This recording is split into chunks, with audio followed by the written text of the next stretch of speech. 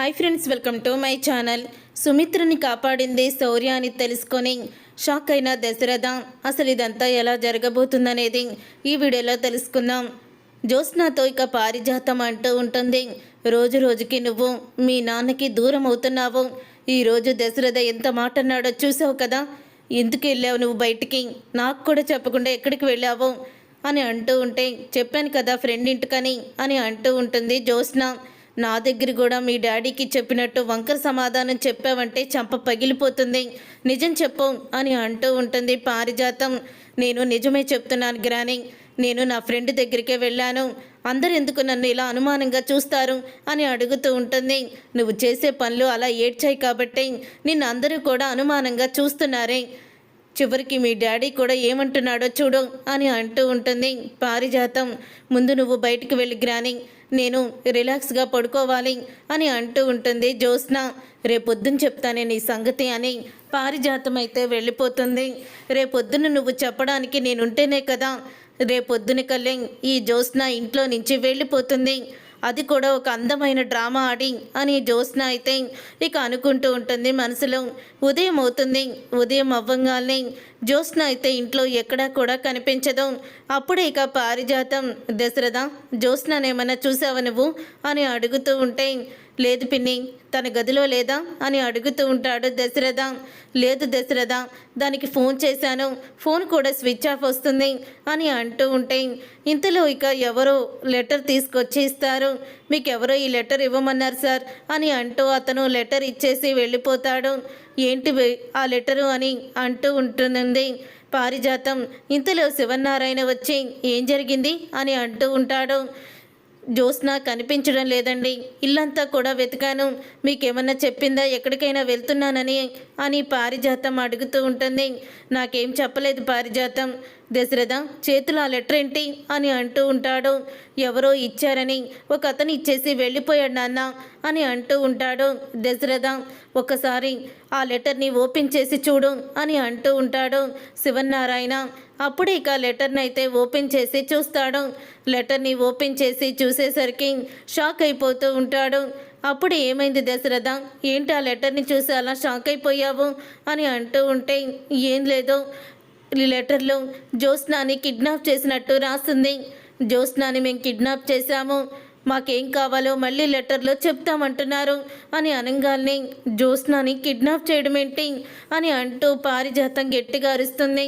అప్పుడు అదంతా విని సుమిత్ర, జ్యోత్స్న కిడ్నాప్ అవడం ఏంటండి, ఎక్కడికి వెళ్ళిపోయింది నా కూతురు, ఎవరు కిడ్నాప్ చేశారు జ్యోత్స్న అంటూ ఒక్కసారి కుప్పకూలిపోతుంది సుమిత్ర. ఇక సుమిత్ర అలా కుప్పకూలిపోయేసరికి అప్పుడే ఇక దశరథ అయితే, నాన్న సుమిత్రని హాస్పిటల్కి తీసుకువెళ్దామని హాస్పిటల్కి అయితే తీసుకువెళ్తారు. అప్పుడే ఇక కార్తీక్ అయితే శివనారాయణ ఫోన్ చేస్తాడు. జ్యోత్స్నానెవరో కిడ్నాప్ చేశారు, అది తెలుసుకొని సుమిత్ర కళ్ళు తిరిగి పడిపోయిందిరా, వెంటనే హాస్పిటల్కి తీసుకువెళ్తున్నాం, మీరు కూడా హాస్పిటల్ దగ్గరికి రండి అని అంటూ ఉంటాడు శివనారాయణ. అప్పుడే సరే తాత అని అంటూ ఉంటాడు కార్తీక్ అయితే. జ్యోత్స్న కిడ్నాప్ అవడం ఏంటి బావా అని అంటూ ఉంటే, అది దాని నాటకం, ఇప్పుడు రిపోర్ట్స్ వచ్చి నిజం బయటపడుతుందని మళ్ళీ నాటకం మొదలుపెట్టింది, సరే హాస్పిటల్కి వెళ్దాం పదా అని అంటూ ఉంటాడు కార్తీక్ అయితే. ఇక ఈ సంగతి తెలుసుకొని కాంచన, అనసూయ కూడా మేము వస్తాము అని అంటారు. శౌర్య ఒక్కదే ఇంట్లో ఉంటుందేమో అని అంటూ ఉంటుంది దీప. నేను వస్తానమ్మా, నన్ను తీసుకువెళ్ళండి అని అంటూ ఉంటే, అప్పుడే ఇక ఆ మాట విని శౌర్యని కూడా తీసుకువెళ్తారు. ఇక శౌర్య కూడా హాస్పిటల్కి వెళ్తుంది. సుమిత్ర అయితే ఇక స్పృహలోకి అయితే రాదు. అప్పుడే హాస్పిటల్కి వెళ్ళాక డాక్టర్ హారిక అయితే ఏమైంది సుమిత్ర గారికి అని అంటూ ఉంటే, సడన్గా కళ్ళు తిరిగి పడిపోయింది డాక్టర్ అని అంటూ ఉంటాడు దశరథ. తన్ని రూమ్లోకి తీసుకువెళ్ళండి అని రూమ్లోకి తీసుకువెళ్ళాక అప్పుడే టెస్టులు చేసి, ఇప్పటికే చాలా ఆలస్యం అయిపోయింది, బోన్ మ్యారో ట్రీట్మెంట్ మొదలు పెట్టాలి అని అంటూ ఉంటుంది డాక్టర్ హారిక అయితే. ఇంతలో కార్తీక్ వాళ్ళు కూడా వస్తారు. అప్పుడే ఇక అంటూ దశరథ అయితే, జ్యోత్స్నాని ఎవరో కిడ్నాప్ చేశారు, ఇప్పుడు ఎలాగ కాపాడుకోను సుమిత్రని అని బాధపడుతూ ఉంటాడు.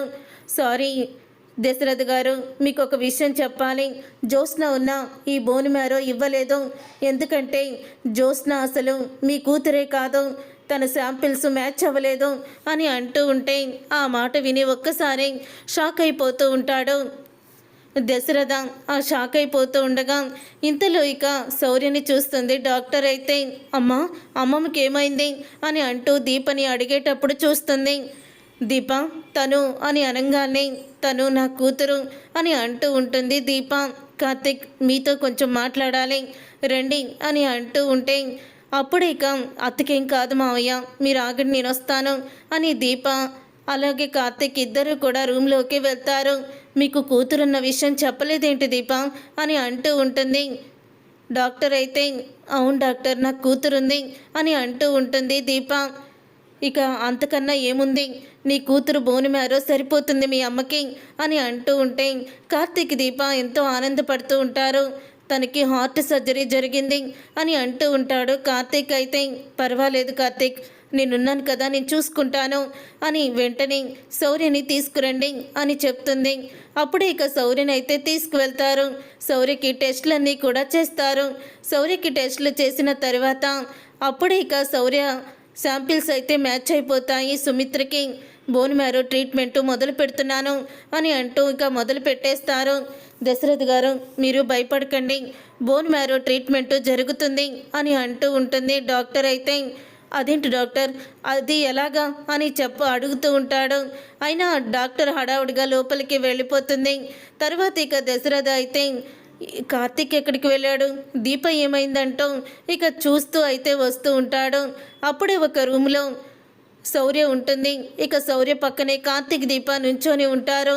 అప్పుడే అది చూసి షాక్ అయిపోతూ ఉంటాడు దశరథ. అయితే అప్పుడే ఇక దశరథ అయితే అక్కడే ఉన్న నర్సుని అడుగుతూ ఉంటాడు, ఆ పాపకి ఏమైంది అని అంటూ ఉంటే ఆ పాపే సార్ మీ ఆవిడ గారికి బోన్ మ్యారో ఇచ్చేది అని అంటూ ఉంటుంది నర్సు. అయితే ఇంతలో కార్తీక్ని అయితే బయటికి పిలుస్తాడు. కార్తీక్ అయితే దశరథకి నిజం తెలిసిపోయిందని షాక్ అయిపోతూ ఏంటి మావయ్య అని అడుగుతూ ఉంటే రే ఏంటి ఇదంతా, శౌర్య అసలు బోన్ మ్యారో ఇవ్వడం ఏంటి అని అడుగుతూ ఉంటే శౌర్య మీ మనవరాలు కాబట్టి, మీ రక్తం కాబట్టి మావయ్య, దీప మీ కన్న కూతురు అని నిజాన్ని బయట పెడతాడు కార్తీక్. అది విని ఒక్కసారే దశరథ షాక్ అయిపోతూ దీప మా కన్న కూతురా అంటే నిజంగానే శాంపిల్స్ మ్యాచ్ అవ్వలేదా అని అంటూ ఉంటాడు. జ్యోత్స్న మీ కన్న కూతురు కాదు, దాసు మావయ్య కూతురు. అత్త కోలుకున్న తర్వాత మొత్తం నిజాలన్నీ బయట పెడతాను మావయ్య, అప్పటి వరకు ఓపిక పట్టండి అని కార్తీక్ అయితే అంటాడు. చూసారుగా ఫ్రెండ్స్, రాబోయే కథలో ఖచ్చితంగా నిజాలు బయటపడబోతున్నాయి. మరి ఇలాగే జరగాలని మీరు కోరుకుంటే తప్పకుండా వీడియోని లైక్ చేసి ఛానల్ని సబ్స్క్రైబ్ చేసుకొని పక్కనే ఉన్న గంట సింబల్పై ఆల్ అని క్లిక్ చేస్తే కార్తీక దీపంలో ఏం జరగబోతుందో అందరికన్నా ముందుగా మీరే తెలుసుకోవచ్చు. ఇప్పటికైనా జ్యోత్స్న నిజస్వరూపం బయటపడాలని అనుకునే వాళ్ళు తప్పకుండా వీడియోని స్కిప్ చేయకుండా చూసి లైక్ అయితే తొందరగా చేసేయండి.